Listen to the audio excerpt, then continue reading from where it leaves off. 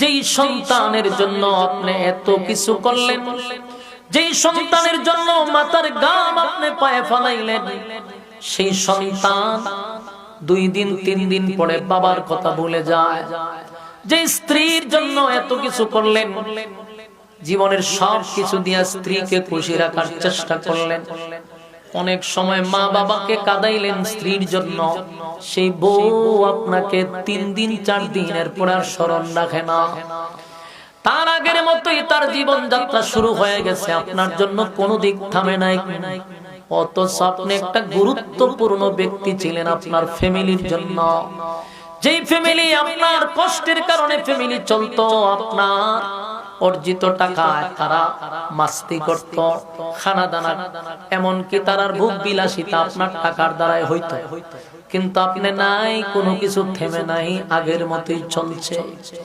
তাহলে আমার যুবক ভাইরা, এই পৃথিবীটা কত নিষ্ঠুর একটু চিন্তা করে দেখেন।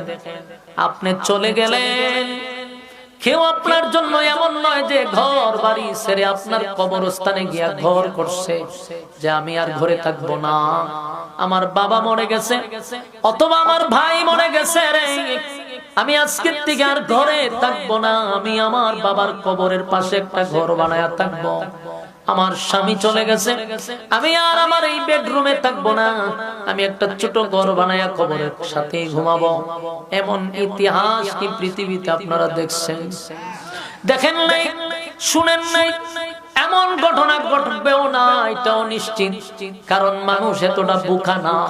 যতদিন থাকবেন, যতদিন করবেন, যতদিন মিশবেন, ততদিন আপনার কথা স্মরণ থাকবে।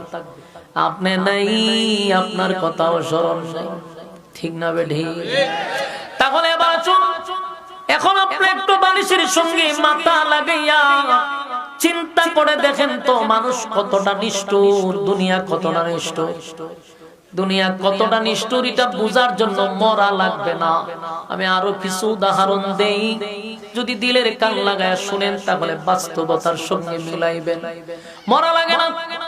শুধু আপনি একটু চিন্তা করে দেখেন, আজকে আপনার কথা হলো ফ্যামিলির মধ্যে সবচেয়ে গুরুত্বপূর্ণ ব্যক্তি আপনি। আজকে কেন আপনি গুরুত্বপূর্ণ? টাকা ইনকাম করেন, আপনার টাকা আছে, ফ্যামিলি আপনার দ্বারাই চলে, তাই আপনার গুরুত্ব আছে ফ্যামিলির মধ্যে।